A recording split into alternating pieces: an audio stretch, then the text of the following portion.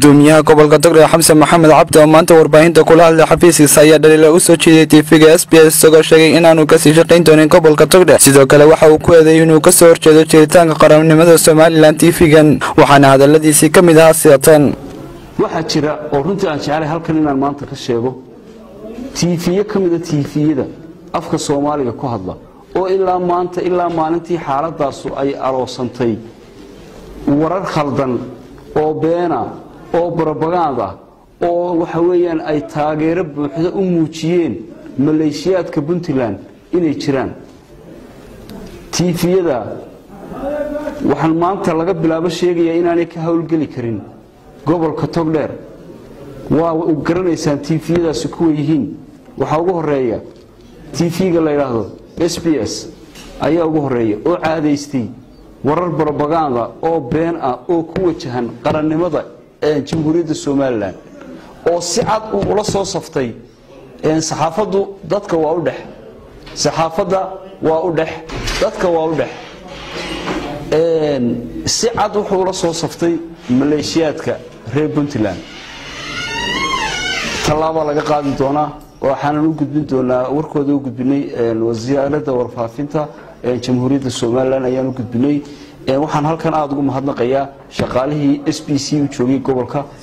SBS u joogay gobolka oo maanta markay u dul qaadan waayeen qaabka uu shaqeynay TV-goodu aan isku casilay geesa kale waxayna halkaasi ka hadlay oo sheegay inaanay maanta laga bilaabo ka sii shaqayn doonin TV-ga SBS wariyaashii ka howlgali jiray TV-ga SBS ee magaalada Burco iyagoo sheegay inuu TV-gu laasimo waxyaabo qarannimada Soomaaliland lid ku ah waxaana hadaladoodii ka mid ahaa sida tan anigoo ah Maxamed Cabdi Cismaan oo ku magac dheer Maxamed Soomaali kana mid ah halwadanada telefishinka SBS ee magaalada Burco guud ahaan iyo gabi ahaanba anagoo isku duuban shaqaalaha gobolka Togdheer maanta waxaan halkan ka cadeynaynaa inaanu joojinay dhammaanba shaqadii aanu haynay telefishinka SBS maadaama uu sameeyay falal buunbuunin kicin iyo carin ah ugu sameeyay bulshada degan Soomaaliland iyo Puntland mulkiilaha telefishinka SBS waxaan halkan uga sheegayaa telefishinka waxa hawada u soo galiyay kulli markii hore in bulshada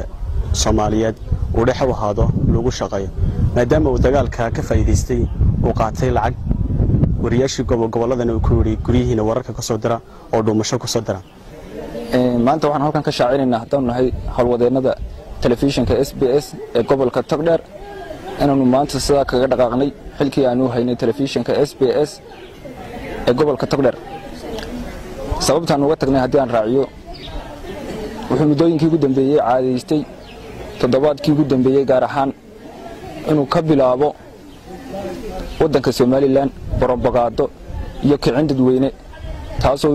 taasoo ku dhiirigelinayo dadka dagaalkii dhawaan ka dhacay waxaanu dhammaanteen annagu isku wada duuban halkan ka cadanaynaa aanu shaqadii telefishinka aanu haynay aanu ka wada tagnay sababahaanu telefishinka shaqadiisa aanu joojinay waxaa ka mid ah markuu telefishinka ku kacay dumin qaranka Soomaaliland oo ah qarankayga Soomaaliland kan si rasmi ah uga cadeynayna inaanu joojinay shaqadii aanu ka haynay TV-ga SBS ee magaalada Burco markuu ku kacay falal ka duwan anshaxa saxaafadda